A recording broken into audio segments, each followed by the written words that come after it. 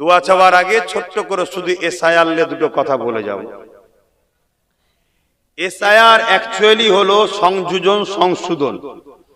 যেসব ভোটার মারা গেছে তাদের নাম বাদ যাবে, যাদের 4-5 জায়গায় ভোট আছে, বিয়ে হয়ে গেছে চলে গেছে কন্যা মেয়েরা অন্য জায়গায়, এখনো নাম সেখানেও নাম বাদ যাবে, বা অনেকে 4-5টা জায়গায় নাম করে ফেলেছে বিভিন্ন ছলে কলে, সেগুলো বাদ যাবে। কথা বুঝে আসছে? এবং নতুন কেউ ভোটার তার নাম উঠবে।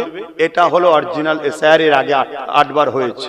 যদি এটা হয় ভয় খাবার কিছু নেই, টেনশনের কিছু নেই। কিন্তু এসআইআর এর নামে রাজনীতির পাওয়ারকে যদি অপব্যয় করা হয়, অপপ্রচার করা হয়, অপপ্রচার করা হয়, রাজনীতির পাওয়ারকে কাজে লাগিয়ে গরিব দুঃখী অসহায় মানুষদেরকে যদি বঞ্চিত করা হয়, তাহলে এটা জুলুম, এটা সংবিধান বিরোধী। তাকে ঘৃণা করতে হবে, ধিক্কার জানাতে হবে, সেই এসআইআর কে ব্যান্ড করার জন্য লড়তে হবে। কথা বুঝে আসছে? কিন্তু মনে রাখবেন, কেউ বলছে মুসলমানের নাম বাদ যাবে, কেউ বলছে অমুসলিমের নাম বাদ যাবে। আমি মনে করি গরিবরা বিপদে পড়বে। কথা কিছু বুঝে আসছে? আমি হিন্দু মুসলমান করতে এখানে আসিনি, গরিবরা বিপদে পড়বে। তাই গরিবদেরকে বলবো সংগঠিত হও, ঐক্য হও। হ্যাঁ, বিগত দিন জানি আমার অনেক ভাইয়েরা কেন্দ্র সরকারকে নিয়ে মজা করেছিল। কেন্দ্র সরকার বলেছিল মুসলমানদের তাড়িয়ে দেবো, মজা নিয়েছিল, অনেক কিছু করেছিল। অনেকে ধারণা ছিল মুসলমান চলে গেলে এই ঘরটা আমার হয়ে যাবে, এই দোকানটা আমার হয়ে যাবে। কথা বুঝে আসছে তো নাকি? যারা এই নাচানাচি করেছিল, সমীক্ষা বলছে তাদের নামই বেশি বাদ যাচ্ছে। এর জন্য আনন্দ কিন্তু আমরা নয়, এর জন্য আমরা খুশি নয়। কেন? কেউ ভুল করেছে বলে আমিও তার সাথে তাল মিলাবো, এটাই তো পার্থক্য। কথা বুঝে আসছে না? নাই। কিন্তু আমি বলছি গরিবরা বিপদে পড়বে, সে গরিব মুসলিম হোক আর গরিব অমুসলিম হোক। তার কি ধর্ম পরিচয় তার কাছে রাখো, আমার ধর্ম পরিচয় আমার কাছে থাকুক। দিনের শেষে আমরা ভারতীয় মানুষ, বিপদে পড়ছি, এক হোক।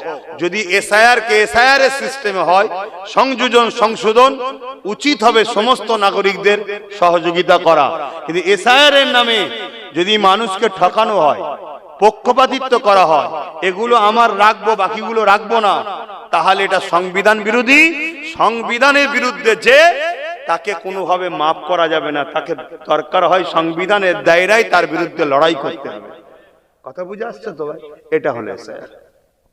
এবারে আপনাকে যে দুটো ফর্ম আসবে, এই ফর্ম দুটোকে ফিল আপ করতে হবে। ওই ফর্ম দুটো ফিল আপ করার পর যিনি বিএলআরও আসবে, নিয়ম হচ্ছে আপনার ঘরে আসবে ফর্ম দিতে, আপনার ঘর থেকে ফর্ম নিয়ে যাবে। যদি এর বাইরে কোনো বিএলআরও কাজ করে, তার নাম, ফোন নাম্বার, ফটো আমাদের কাছে দিয়ে পাঠাবেন, তার বিরুদ্ধে আইনত ব্যবস্থা নেব। এটা হলো নিয়ম। ঘরে আসতে হবে, ঘর থেকেই ফর্ম নিয়ে যেতে হবে, 3 বার আসতে হবে। এটা নিয়ম ঘোষণা হয়েছে, তো নির্বাচন কমিশন ঘোষণা করেছে, তার জন্য তুমি পয়সা পাবে। কথা বুঝে আসছে? কিন্তু এই যে ফর্ম দুটো দেবে, দুটো ফর্মকে ফিল আপ করবেন, করে যে বিএলআরও আসবে তাকে বলবেন আপনি আমার সামনে স্ট্যাম্প মারুন আর সই করুন। একটা ফর্মে স্ট্যাম্প মারবে, সই করবে, ওটা আমার হাতে দেন। এটাই স্ট্যাম্প মারুন, সই করুন, এটা আপনি নেন। এই যে দিচ্ছেন, এর একটা ফটো তুলে রাখবেন।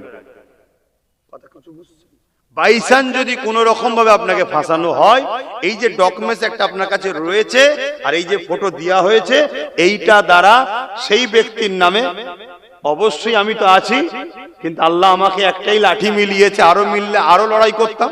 ওই নওশাদের দ্বারা আপনাদের হয়ে লড়াই করা হবে। প্রয়োজন হয় সুপ্রিম কোর্ট যেতে হয়, সুপ্রিম কোর্টও যাওয়া হবে, ঘাবড়াবার কিচ্ছু নেই। কথা বুঝে আসছে? একটা আছে, একটা গেলে লড়ছি, 50টা থাকলে 50 জায়গায় লড়তাম। তো যাই হোক, লড়াই হবে। এবং কান টানলে মাথা আসে, ওকে ধরে টানলে কোন নেতা কি করেছে, কোন অফিসার কি করেছে, সব বেরোবে। কথা বুঝে আসছে? শেষ কথা, এসআইআর পুরো দেশ জুড়ে নির্বাচন কমিশনার করছে 12টা রাজ্যে। এই 12টা রাজ্যে নির্বাচন কমিশনার করছে। নির্বাচন কমিশনারের সঙ্গে বিজেপির ভালো সম্পর্ক আছে, এটা কোনো সন্দেহ নাই। কথা বুঝে আসছে না? নাই। কিন্তু বাংলায় এসআইআর এ সম্পূর্ণ সহযোগিতা করছে রাজ্য সরকার। 90,000 অফিসার দিয়েছে। অফিসারদের টোটাল খরচ টরচ যে বাজেট হবে, শোনা যাচ্ছে 221 কোটি টাকা নাকি বাজেট করেছে।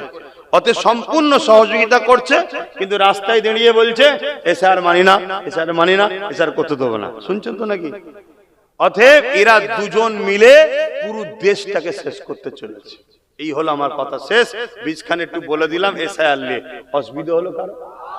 কারো মাথায় ঢুকছে নাকি? ধর্মসভায় এসে বললেন এটাও ধর্মের মধ্যেই পড়ছে। মানুষ যখন বিপদে পড়ে তাকে সঠিক রাস্তা দেখাবার নাম ইসলাম।